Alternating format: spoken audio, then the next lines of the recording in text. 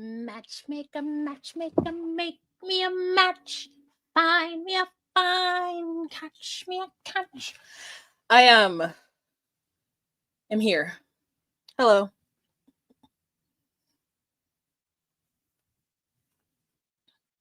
I took off my makeup because I wasn't feeling well and I came home early and I went to sleep.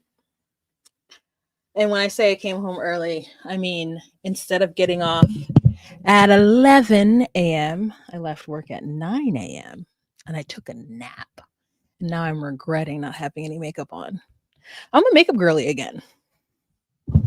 I don't do full face glam, but I definitely get in there and make sure I have my concealer on so I don't scare the people that I'm supposed to manage.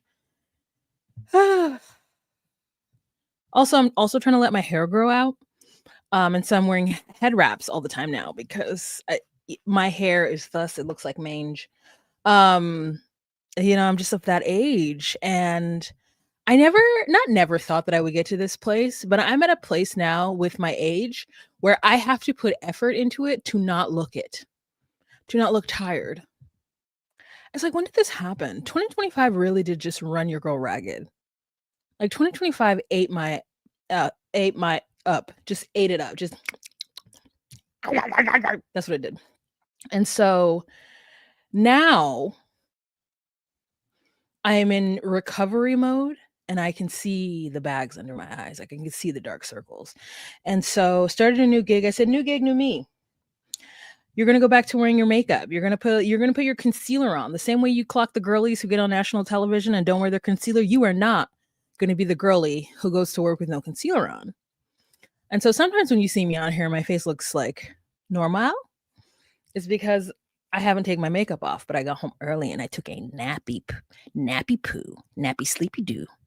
And I have no makeup on now. But anyways, hello. Come into the room. The usual suspects are here, hard to know. Oh, and I want to give a special shout out to Jocelyn. Jocelyn got the hee ha-has yesterday and she gave me a tip. So thank you so much, Jocelyn. I saw it after I left that you gave me a tip. So I appreciate you, girly. I really do.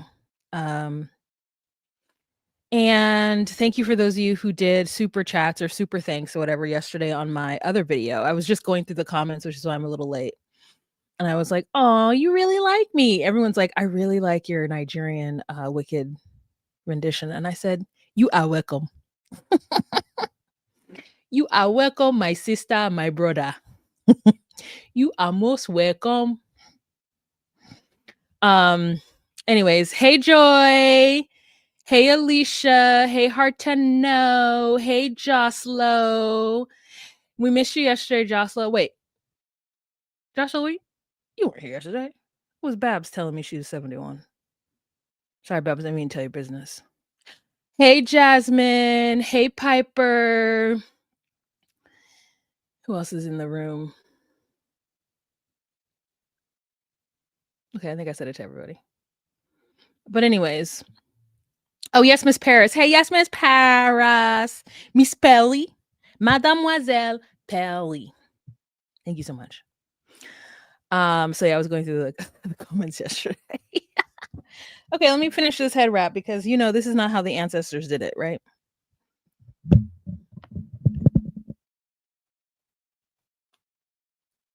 Actually, I think this is kind of cute. No? Let's do it one more time. Let's see what doing it one more time will do. I need a prescription. I want to go higher.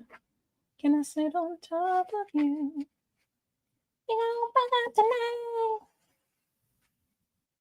God, remember in like 2018 when the head wraps were all the rage? It was like we were all doing it. It was me. It was Julesy. It was Evelyn.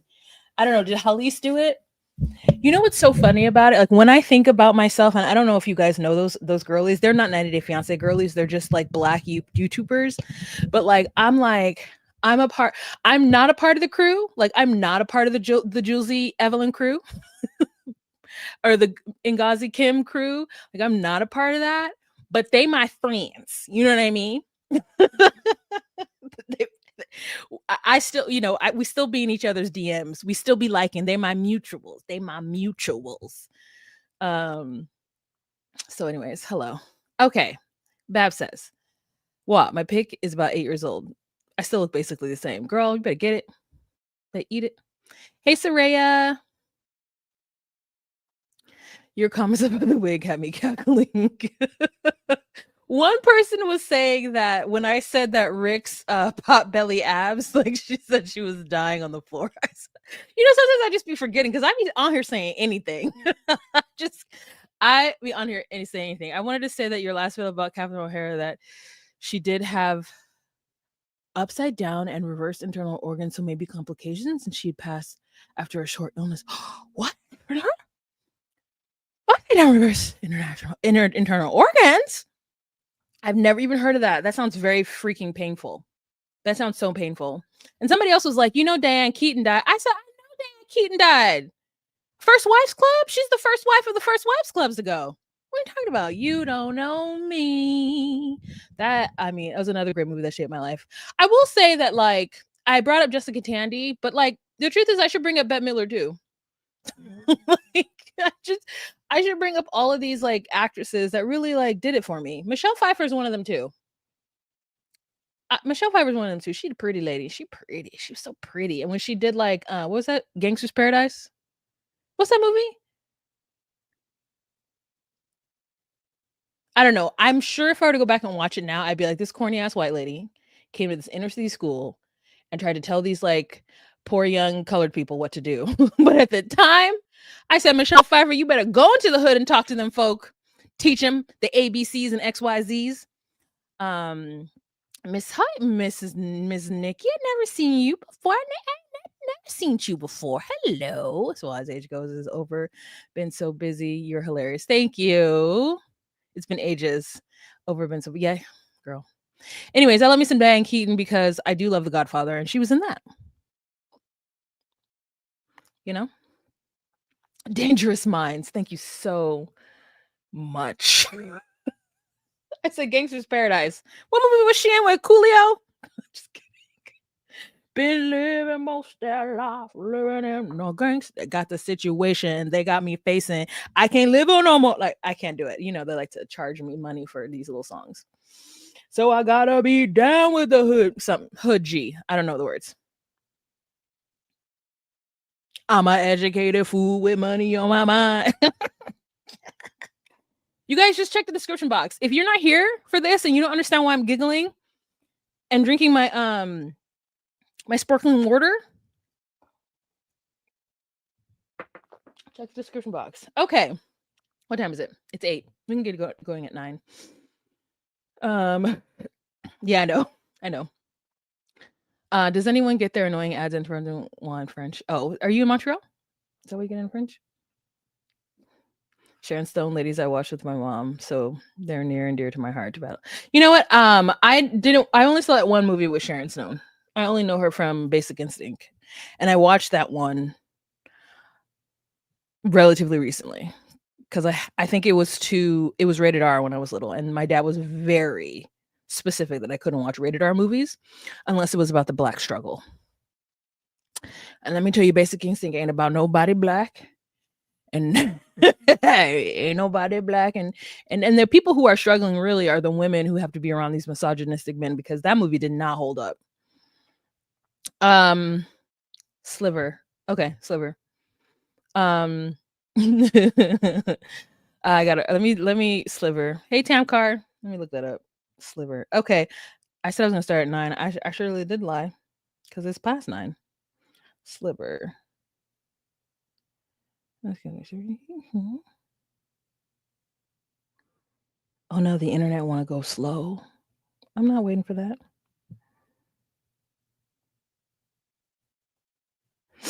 Okay. Oh my gosh. Thank you so much, Joslo. I appreciate the super sticker. Thank you so much. I appreciate you. Hey, pieces. Bro, I don't know. You better talk to somebody on YouTube. So the Joslo, going back to your comment, the reason why you guys get notifications during my lives now is because I put them on to, ensure I get some bang for my buck. Like I said, if you get the hee hee ha ha's, you can give a girl a tip. But if you can't, I understand it. I just got to put ads on my stuff. Try to get these corporations to give your girl a little bit of money. Goldie Hawn. Oh yeah, all of the First Wives.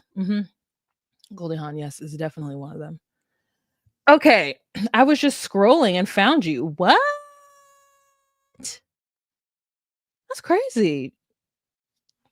Okay, what time is it? Let's say start at 10:30. Otherwise, I'm gonna keep messing around. Okay, here we go. 4 seconds. 2, 1. Hey guys, it's Wahima, but just call me Wah.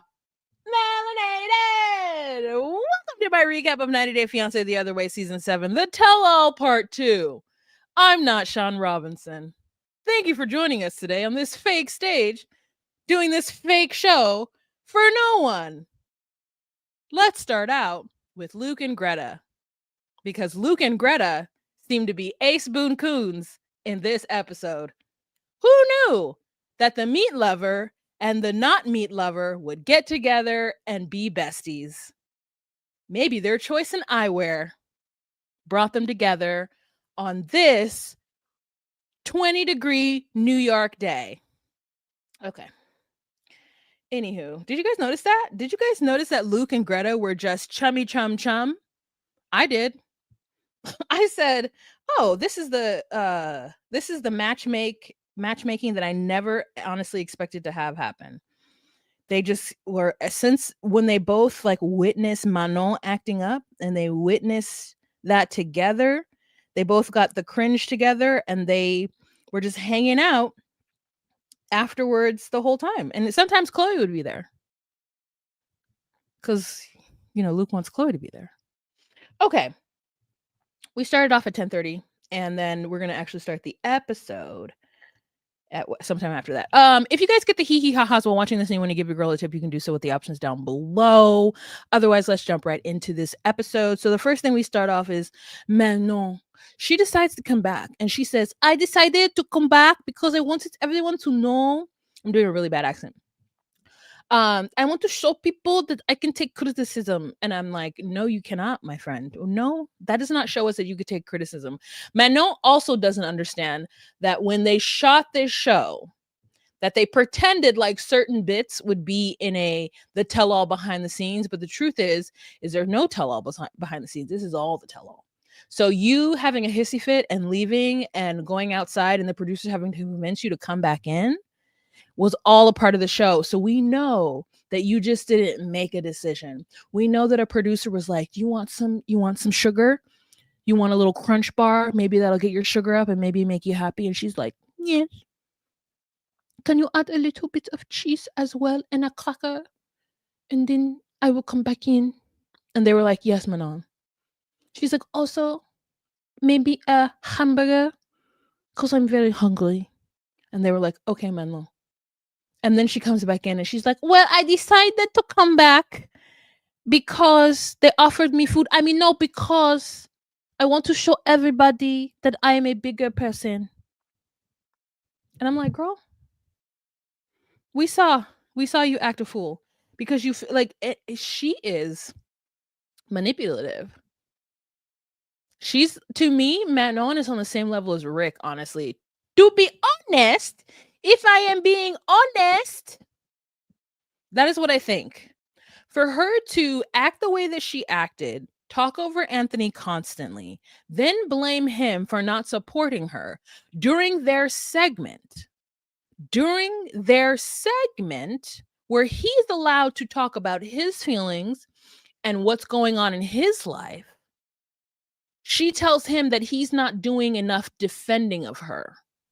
And then she says, "I was wrong for signing us up for this experiment because you let this experiment go to your head." No, that's all very, very abusive and like crazy. So these are my notes. Manon decides to come back because she wants to show the people that she can take criticism. Patia teaches Luke and Anthony the figure eight, and Anthony can't move his hip. And I said, "That's why you're getting a divorce, Anthony, because you cannot move your hips. I require a man who can move his hips." What is the scoop like? What is that motion in the ocean like? If you're like, if you can't even do, he couldn't even do that. He's like, I require a man with rhythm. I require a man con ritmo. ¿Tú sabes? Con ritmo. I I was shocked. I said, Dylan, you need to come from down under and show these men how to do it. And so she's like, how come he didn't say, come here, honey? I love you. I apologize. She expected him to follow her outside while she's having a temper tantrum and deal with her when he's going through his own issues. It's like she really believes that he's the problem and that he should be begging and doing everything that he can to make it up for her, to her. Girl, I feel like Manon is low-key putting a mirror up to my own face. I mean, I don't do this to people. Well, maybe I do, but I don't. The way I can see this happening the most in my life is at work. Like once somebody pisses me off at work, I expect them to follow me around, begging me for my forgiveness. Because I'm like, you know, I'm effed up. Which is people aren't going to do that because they don't think they're wrong. So you got to come together right now over me. Okay, so she said, you said nothing nice about me. You did not defend me.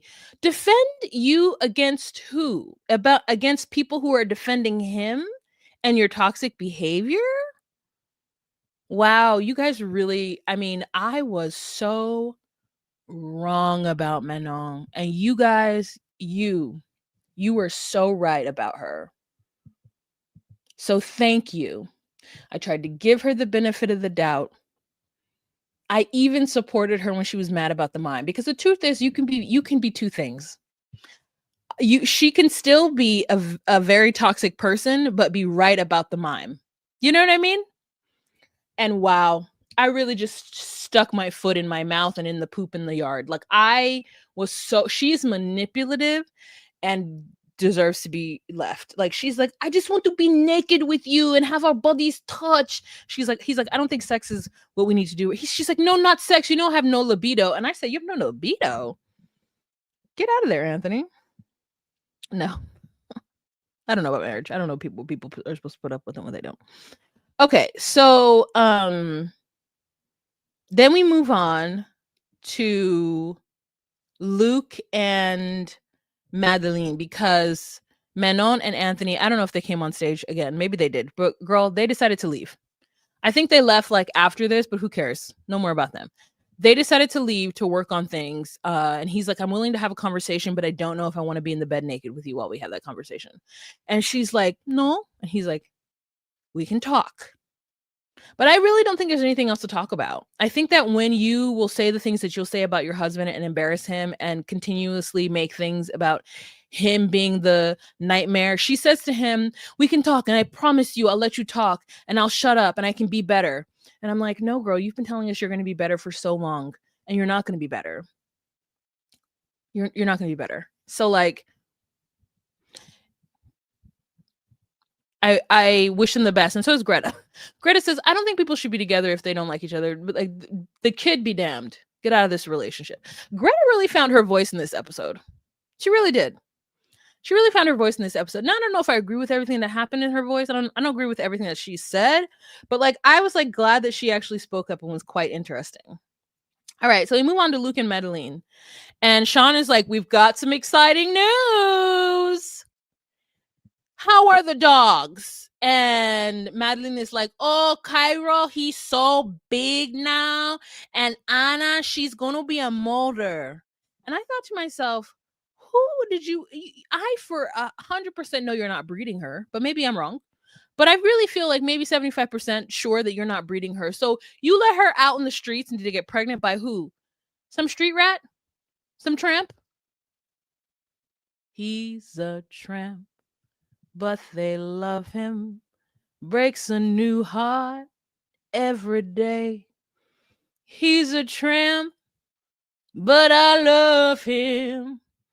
And so she's like, it's going to be a lot to have 5 dogs. I'm going to be a poopy parent. And so then Sean Robinson's like, oh, yeah, being a poopy parent is so fun. And so we find out that Luke is back in the United States working because he thought he was going to get money from a friend to finish the land and finish everything that was happening. And it didn't work out. So they're deciding to do the K1 visa, which is the surprise for everyone. And we're like, what? Well, I thought you got married. I thought you were going to do the spousal visa. And he's like, actually, we got approved for the visa right before the wedding / maybe right after. And so because we were approved that way, we decided to not actually follow through with the legal version of our marriage in Colombia, and we're just going to wait for her to come to the US. So guess what, guys? Guess who's most likely going to be on another episode of 90 Day Fiance? I thought we were done with them, especially that we know that they have broken up, that Medellin has said that he has a small pee-pee, and that's the reason why she's not with him. Thank you so much, Hard to Know. I appreciate it. I appreciate it. So it's like it's just like, like what's happening? What I don't want any more of them. I want to know who makes the decisions about who the 90 Day Fiance, like, is it Matt Sharp? Well, here's the truth. I don't know if you guys know this. Matt Sharp is just the overall executive producer of the entire franchise because he busy. That man busy, okay? He's got a lot of shows on television. 90 Day Fiance and Love After Lockup. I mean, he's a juggernaut in the reality world just simply from 90 Day Fiance. Each spinoff, each 90 Day Fiance spinoff has its own executive producer. And I've met two of them. I met the person who did The Other Way, and I definitely told them, great job, continue doing what you're doing. And then I met the person of Before the 90 Day, and I said, amazinger job, continue doing what you're doing. So, but I want to know, is it them who are the tastemakers and who say, yes, let's keep Luke and Medellin? Is it because Luke and Medellin have a lot of drama and and whoever's hashtag has the most, views or watches or shares or whatever the jargon is, like, is that who gets it? Like, who decided that Angela Dean was going to be that person? I mean, we all kind of decided she was crazy, but we all liked her up until a certain point. But I mean, who are the tastemakers in the 90 Day Fiance world if it's not those executive producers? And is the criteria how much people talk about you on the show, or how much the producers like producing your segment, how much you got along with the producers? Because I can definitely see the reason why Jasmine continued to be in the franchise and most likely will continue to be in the franchise. She's probably really nice to her producers. And she probably does everything they say and makes good TV. But also she's polarizing and people talk about her. So I just kind of wonder, who are those tastemakers? Dating doula, hello. Yeah, there are. There's one for people who are watching it on their phone, and there's one people watching it actually on the thing, on their computadoras. So that's what's going on. It's confusing, but it's not my fault. It's YouTube's fault, and I'm just trying to make as much money as I can. So here we go. So, anyways, we go to that, and then Sean Robinson's like, you're not wearing your wedding ring. And she's like, my car got very hot, and I went and I opened my trunk to look at the refrigerants. And when I unscrewed the cap, scalding acid came out of the refrigerant tank, and it burned my hand with my ring so much that I take it off and I put it in my pocket, and I think I lost it in my pocket. And then Luke is like, oh, that's crazy. You told me that you put it in your bag at the gym and someone stole it. So that's interesting. She's like, no, that's what I think happened. I'm not lying. And I said, both of these stories sound crazy, because why would you take your ring off at the gym? And why are you popping the hood of your SUV and opening tanks to look at the coolant inside of it? And thirdly, why are you at the gym? Why are you at the gym? If you just go get yourself some 5-pounders and just work out at home, at the gym? Are you trying to be Skin and Bones? Are you trying to be Eugenia Coolidge, or Eugenia, whatever that anorexic woman on YouTube is?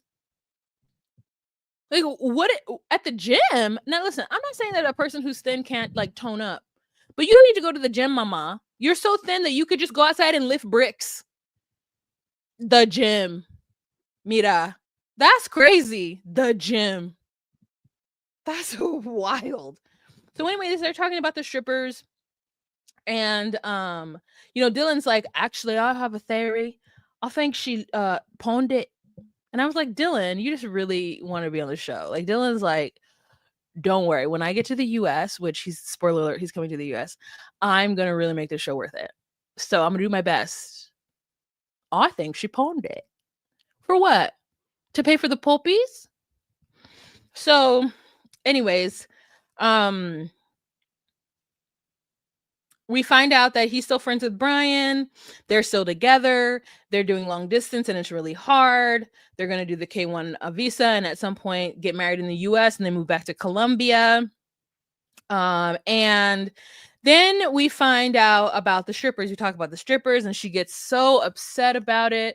And people have their opinions about it. And Anthony stands up and Anthony is like, listen, this is, you are being really hard on him and you don't let him talk. And I think it's just really, an upsetting situation when you have a partner who's trying to talk and they won't let you talk. And so Manona goes, oh, are you foreshadowing talking about me? Oh, I can do the same. And so then Greta's like, honestly, if I had a solid relationship with my partner, I wouldn't care if a stripper was on their lap. And then Manon's like, well, that's you. You don't care. She cares. She does not want strippers. And I think it's disgusting as well. And so then it's like, okay, so if Anthony's going to speak up on behalf of Luke, then Manon's going to speak up on behalf of Madeline. The truth is that Madeline and Manon are both super toxic. They're super demanding and super toxic people. And they don't deserve love. They don't deserve it.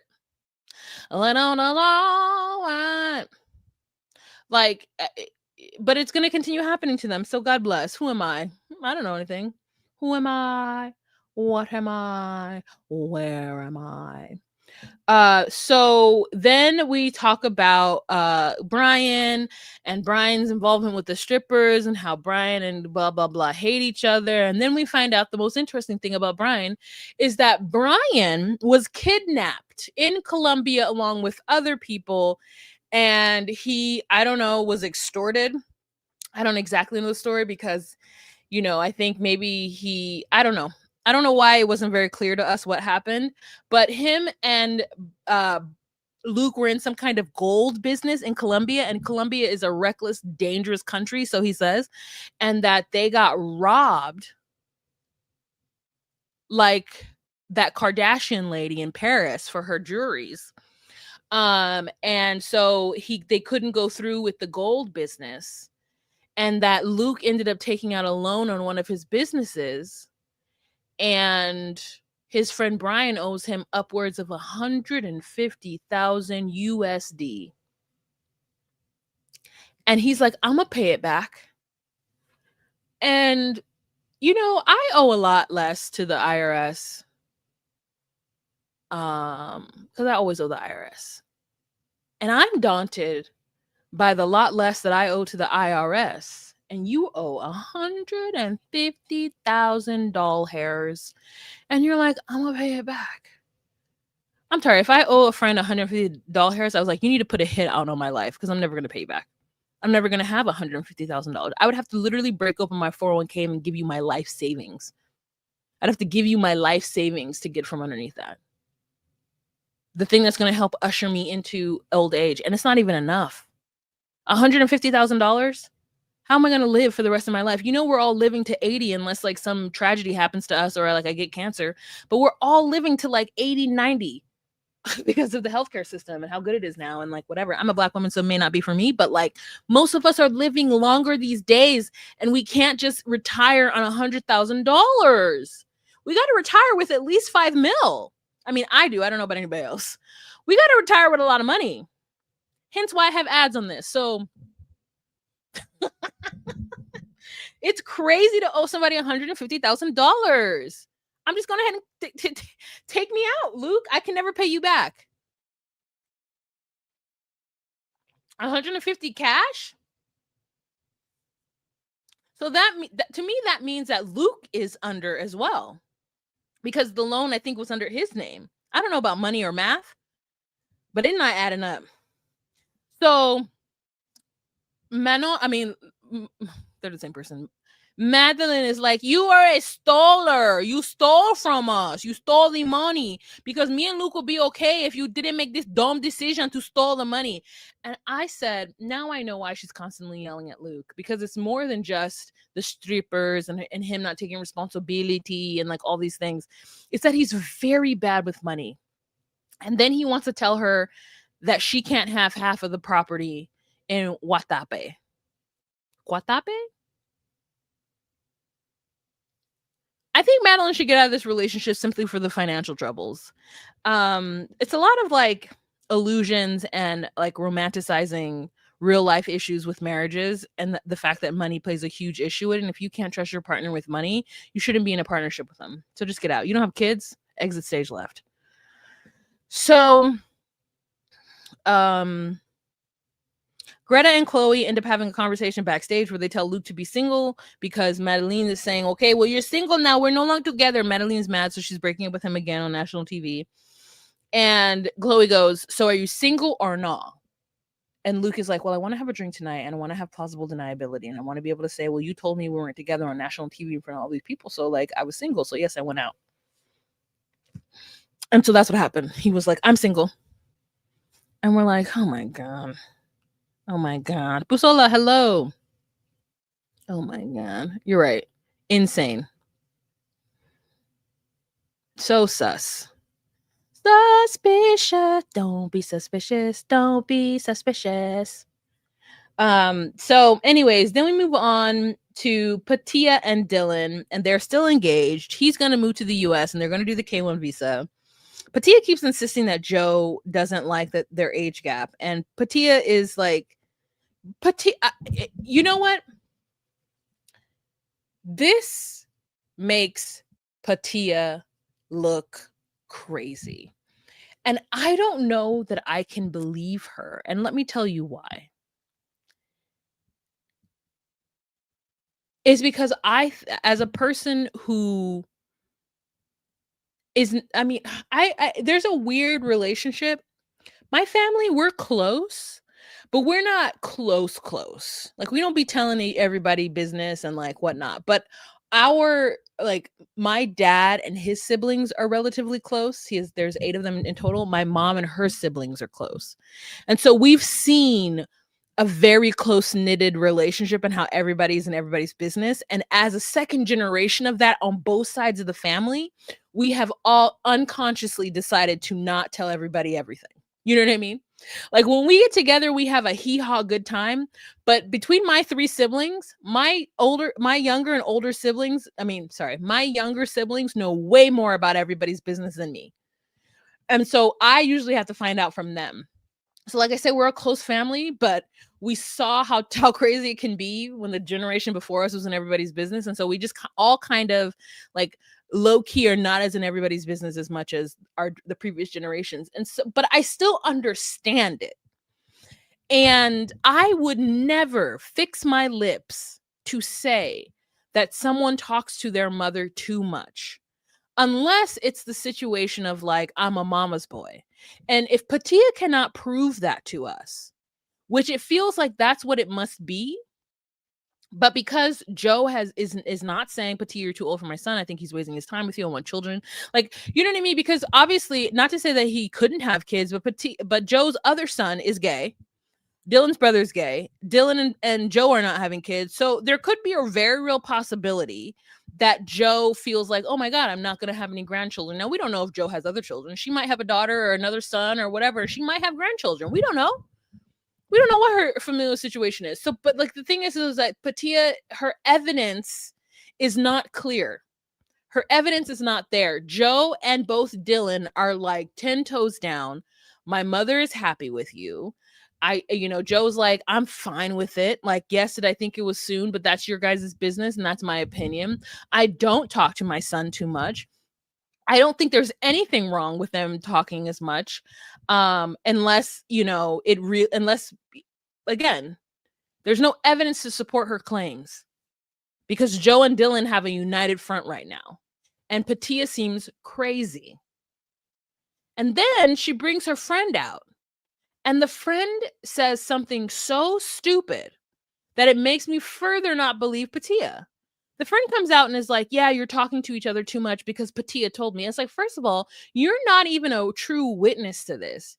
You are a secondary witness and it's all hearsay. So everything that you have to say is not valid. It's not valid because you were not there to witness it firsthand. And then for you to say that Joe and Dylan have inappropriate conversation.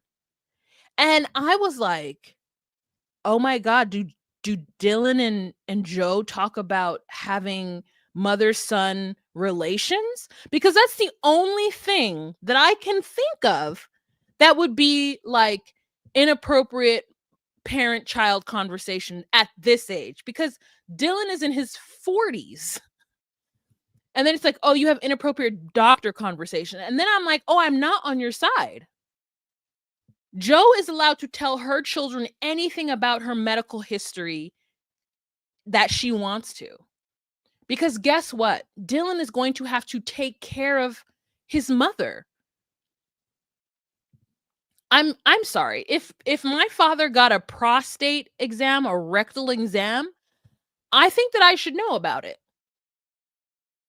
In fact, I do know about it. Because we're all adults. And like, not just like, "Oh, I'm an adult. I'm 23." I'm not Chloe.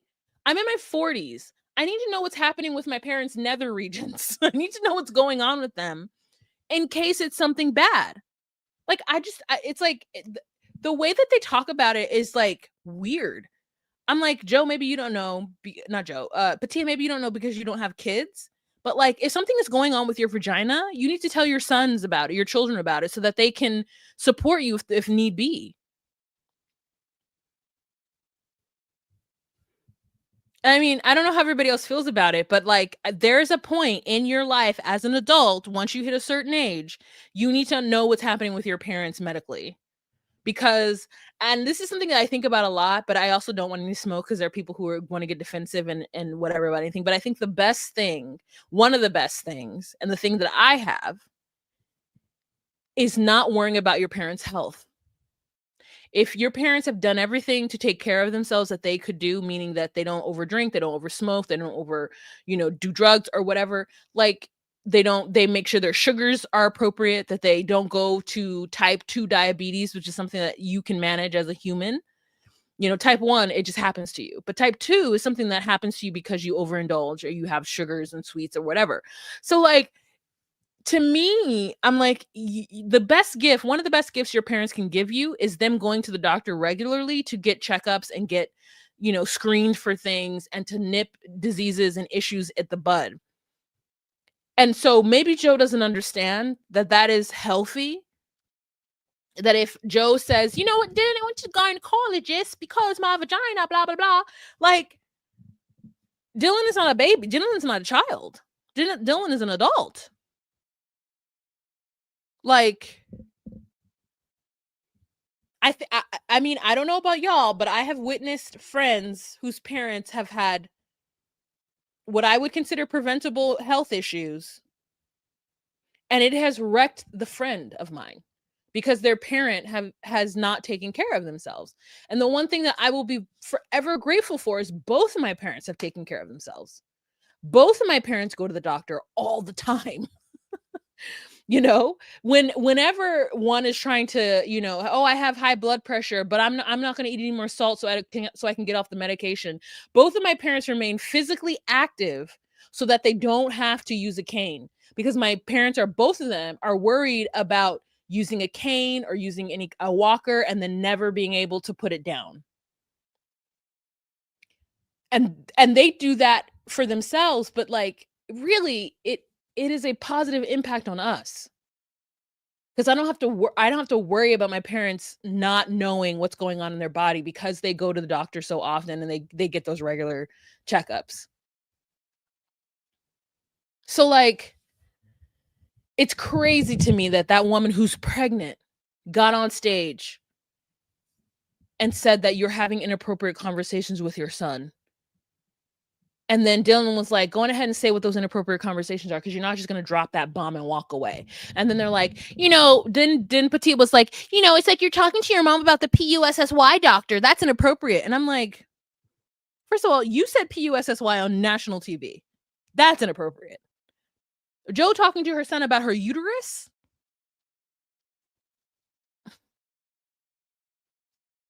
Dylan is 47 years old or whatever. Get out of here.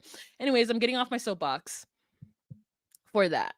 And my heart goes out to those of you who didn't have that experience. You don't have the experience. I'm not judging your parents. I'm not judging your family's lifestyle. I'm just saying that it is a blessing because I've witnessed somebody's who've had opposite experiences. And I'm like, I have to give it to my parents for that. A lot of somebody's. Anyways, yes, Miss Paris says, literally same while my parents get all their checkups and quickly seek help if something is hurting. And I love them for that. Preach. All of this saying, wow, my thoughts exactly. It's just like crazy. Joslo, there's absolutely nothing wrong with discussing health concern doctor versus with your kids. I'm sure she's not describing her inner interiors and yes, letting them know something. Yeah, hey, Mac Reviews, welcome. I just don't get that. And so it's like Patia needs to come up with better evidence in order to state her claim, because right now she just looks like she's jealous of the relationship between Dylan. And so then the compromise is like, well, then you don't talk to her when I'm home. You only talk to her when I'm at work. And I'm like, that also sounds crazy. It's like, you put me in a position to agree with Johnny. Johnny's like, I wish I had my mother here and I would talk to my mother 15 times a day if I could. And it's like, I don't get why. And now, unless the conversations that you're having with your mother just talking poorly about me and berating me, and you guys are just sniggering and laughing at me. But then Patia, you should have waited 12 years. She was so mad. She says when Joe was like confused that they got engaged, she's like, I was so mad that Joe wouldn't immediately, Joe, you know what you're doing. I'm not crazy. And everyone's like, we believe you. And I'm like, who's we? You may be a little bit correct, but all the evidence that you're bringing forward is silly. And I can't agree with you based on that. He talks to her like 6 times a day. So it's like, my dad gets on the phone every morning and talks to 5 different people. I mean, it's not all his mother. God rest her soul. She's not alive. But if she were alive, he would call her and talk to her too. So I don't have that. I don't understand it because my family is close. So it's just like weird. My ex-husband was a massive mama's boy, and I was on her side till I heard more. When they were first introduced, I was like on P's side, but nope. Yeah, it's just like, it's a lot. Anyways, I get it. If you're like, I love a mama's boy, and that show where the mother is completely invasive, but Joe is not giving that. Joe is not giving that. Wait, what's happening? What's happening? Hard to know. My mother just, oh my God, hard to know. I'm so sorry. My condolences.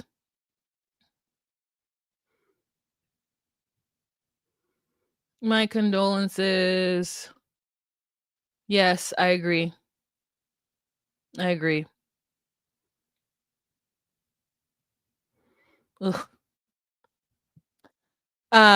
Okay, so moving on to Jenny and Sumit.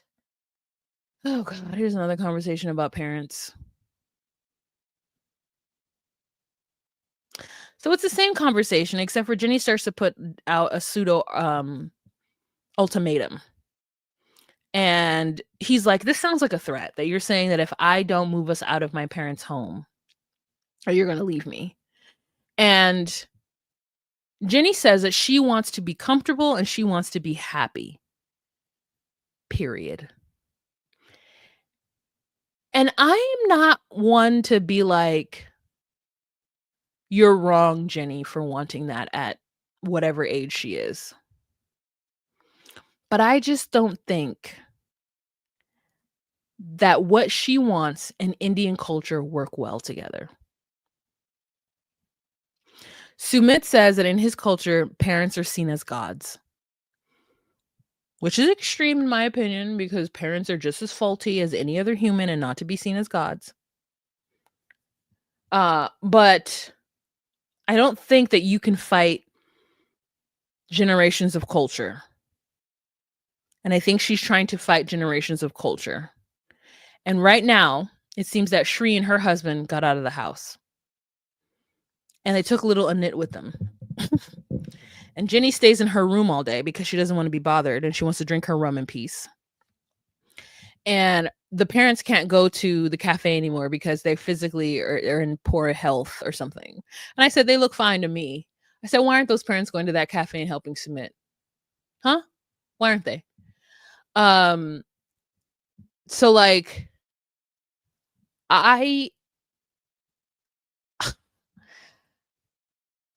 think that Jenny and Sumit it's been a good 12-year run, and I think they need to go their separate ways. Because Sumit feels very strongly about being with his family. And I don't see anything wrong with it. I don't see anything wrong with it. And I also don't see anything wrong with Jenny wanting to have her peace. So maybe they need to go their separate ways. I I just I get Sadhna's a lot. She seems pretty toxic.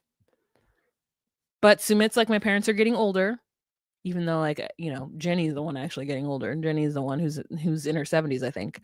But like, and he's like, they deserve peace of mind, they deserve to chill. And Sumit is running that cafe by himself because Jenny says that she doesn't want to be there all day. And that to me is selfish. Like, I get that she doesn't want to be there all day because she wants to have a happy, healthy life. But if she wants to move out of her in-laws' house, Family Cafe needs to make money. And so she needs to get on that cappuccino machine. She needs to learn. And then Luke is like, well, if you were patient with her and taught her how to cook and showed her how to do everything and how to count rupees, then, she would be there for you. And Jenny's like, actually, no, I wouldn't. I want to be at home and I want to be happy. And being in the restaurant won't make me happy. And if I get there with him, then I'm going to be there all day. And I don't want to be there all day. But I also want him to figure out a way for me to move out of this house. And I also really don't want him hanging out with his friends because I'm his wife and he needs to be with me all the time. He needs to drive me to and fro. He needs to take care of me because he made the decision to marry someone who was 20 years older than him. So here we are. And all of these things are true. Are they going to Last Resort? I love that for Sumit. You get to come to the US? I think Sumit in the US should be its own like spinoff. Sumit in the US. So, anyways, I hope that she comes back to Palm Springs and lives her best life by herself, because I don't think asking Sumit to turn his back on his family. She's like, he can come visit them. Culturally, you live with them. So like, just let that happen. Thank you, Hard to Know. I appreciate it. I appreciate that. So same old. I guess we'll see them on Last Resort. Okay. So then we move back to Chloe and Johnny for some reason, because it feels like producers got a little bit of information and they decided to tell Sean Robinson. And so they're like, Sean is like, Chloe, if you had an opportunity to get back with Johnny and make things right, would you? And she's like, I don't know that things will work. Definitely not on the island. But if you were to come to Boston, like, there's a lot of pretty bitches in Boston. And like, I don't know if I'd want him in Boston either. So like, maybe we could try, but it wouldn't be the same. And then Patia's like, I'm sorry, there's pretty bitches everywhere. And we're like, thanks, Patia. Thank you for that. And Chloe's like, sure, there's pretty girls everywhere. Cool. And then they're like, and Johnny was like, yeah, sure. I think would Chloe take me back? Sure, whatever. And then Sean Robinson's like, oh, I'm sorry, I just got an update. Johnny, do you have something to share with us? And Johnny's like, yeah, I got a girl pregnant. And then Chloe starts to cry. And Johnny's like, girl, I didn't know you'd be upset. And Sean is like, we just 5 minutes ago we're talking. And you said that you'd be willing to get back with Chloe. And he's like, oh, I'm a liar. You didn't know that? I'm so sorry. You proposed a hypothetical situation. And I said yes to that hypothetical situation because me and Chloe are cool. And Madeline is like, you just lie. You just say excuse me, you have another woman pregnant and you say you'll get back with Chloe? It's too much. It's too much. And Johnny's like, oh, my bad. I didn't know you'd be upset about that, even though we just broke up 7 months ago. Now, I don't know how long it's been. I don't remember from the first episode how long they haven't been together, but it feels like it was only months. It doesn't feel like it was a full calendar year. And if that baby is due in March and they did this tell-all in like, I don't know, looks like it was fall. It doesn't look like it was winter because Manon wasn't wearing a coat, but Luke was.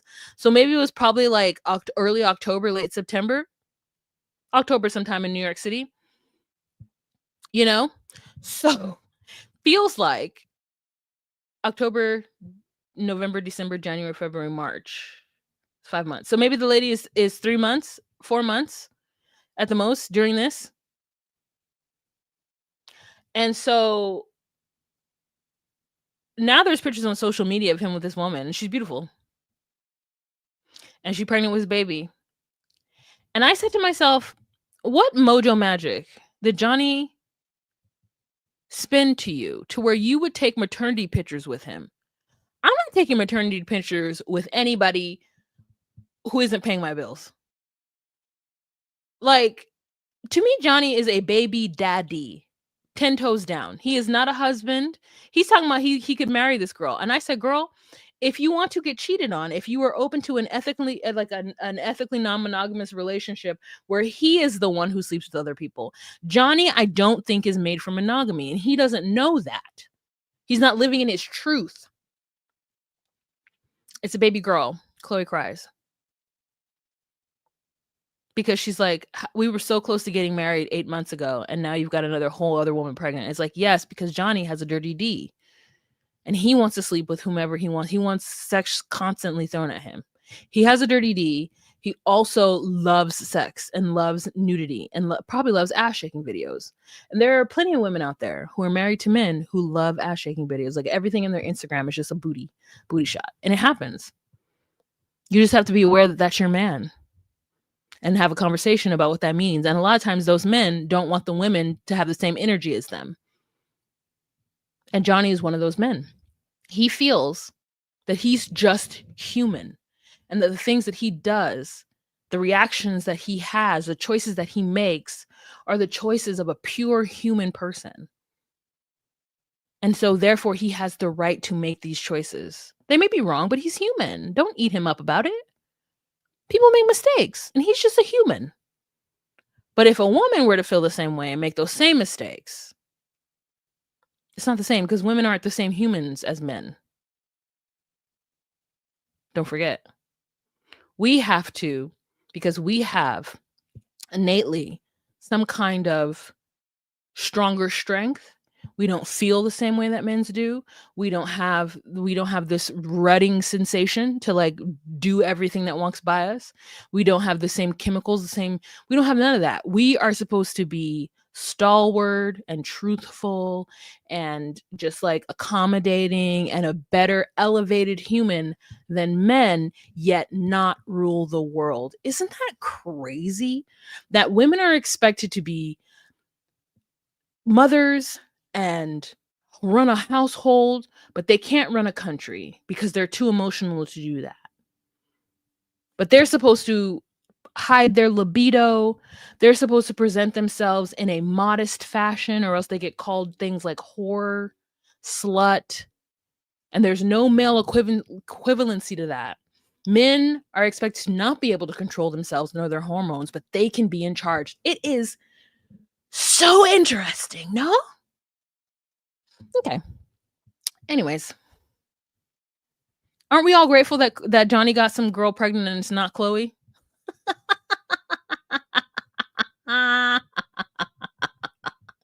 Thank you, Saraya. Well, Chloe was flirting with Luke, and he's a loser, so. Yeah, but a loser can still buy you drinks at the bar. He's like, I didn't think Chloe would be upset. I didn't think she still liked me like that. I'm so sorry, Chloe. If I knew you'd be upset, I wouldn't have revealed it to the world like this.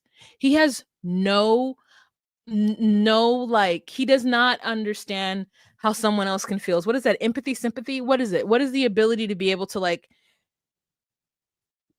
anticipate how someone else would feel? He has none of that. He has none of that. Okay.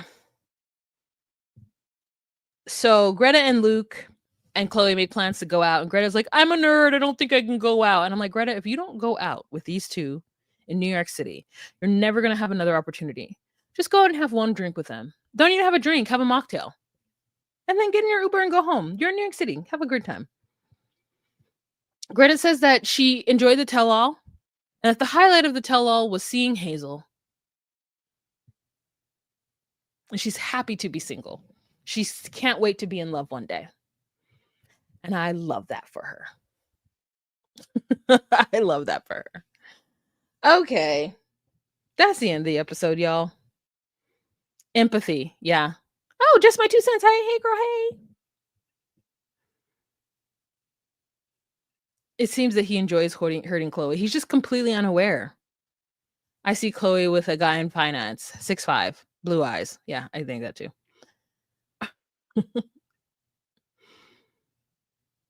He's just a guy. That's what guys do. Hey, Samantha.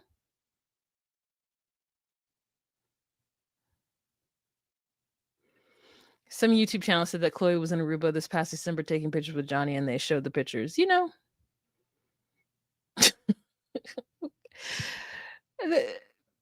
Good for her. Yes, you did, Mac Review. We talked about them already. The cafe might work if it was just the two of them. I agree. I agree. Whew, we did it, y'all. We got through it. Now there's going to be 90 Day Fiance, The Single Life, I think. And I think we're going to get Vanya back, which I do enjoy. No, what I don't enjoy is Liz. I don't understand why she's in this franchise. So that's coming up. So it's a lot of good stuff. Thank you. Hard to know. I appreciate it. Need you to do your best impression of Monatella. Luke and his dumb friend Brian, they're losing a lot of money, and it's stupid that he gonna do this, and that's why I get so upset that I explode. Because Luke never take the responsibility to own up to what he say he do. He lying to me. Ugh, we gonna not get married. We not get married. There you go. Vanya, isn't she in jail? No. No. Not. Is that her name, Vanya? Are there two Vanyas? The belly dancer. Yes, this one. The one who was with Bozo.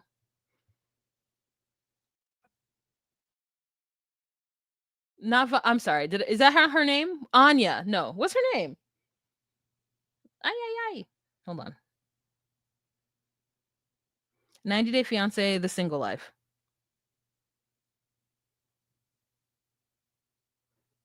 Season 5 premieres on February 9th. Okay, who is it? Are there two Vanyas? There probably are.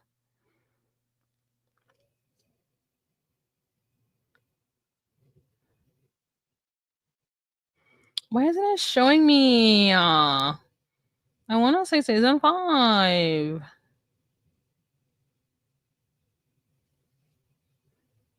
you guys know? No, not Vanya and Jeffrey. The blonde lady here, The Single Life. Is this the new one? It's only showing me. Oh, season 5. That's what I want to know. Season 5. I think Pedro's going to be on it.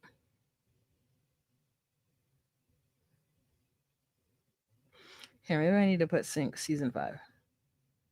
Season 5. Not interested. Not interested in AI. Oh my God, just give me the cast. Guys, I don't know how to Google. Give me the cast. Why is all this? Cast. Okay. Looks like Gino's coming back. Colt is coming back. Whoever Kim is. Oh, Kim. Liz. Blech. Courtney. Sophie. Alongside with including Pedro. Vanya. Yeah. Vanya. There's two Vanyas then. Vanya, the blonde one, the belly dancer who went over there to be with Bojo, and Bojo was like, yeah, I'm not interested. Yeah. Colt, Vanya, new face joining the singles on their journey. Pedro's coming back. And I'm going to get on here and I'm going to fight with everybody who says that he used her for the green card. That's what's going to happen. So let's just all settle into it. February 9th, it comes back. Borjo. Yes, the Sophie Pedro showmance. No, in his native language, it is Bozo, but it's pronounced Borjo. But we called him Bozo. Hmm.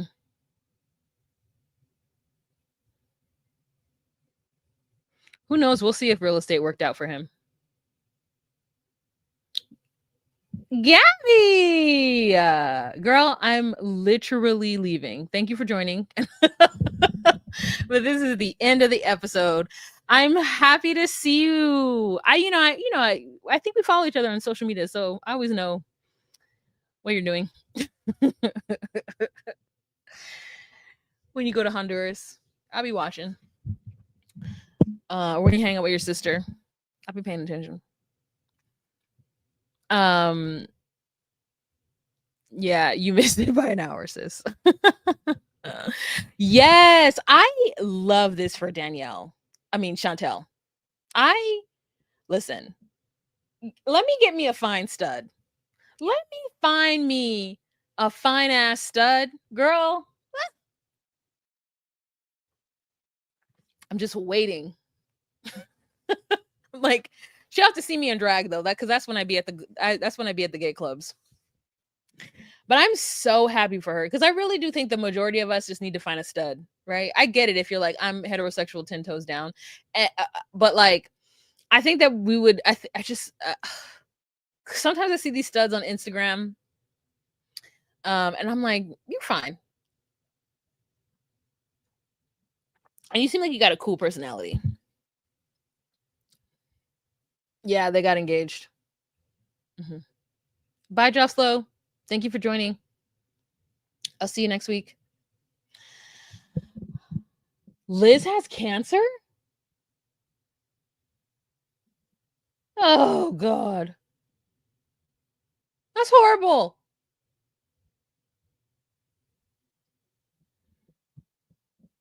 That's horrible.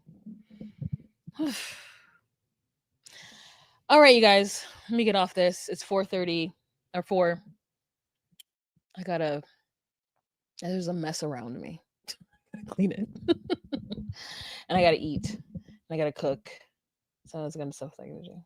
Anyways, thank you guys so much for joining me. Have a fantastic evening wherever you are. Remember to be you, be true, and find your place. Bye. And you know what's funny? I sing Jumping the Line, Rock Your Body on Time. Okay, I believe you because it's the outro to Beetlejuice. Rest in peace, Catherine O'Hara. I'll talk to you guys later. Bye.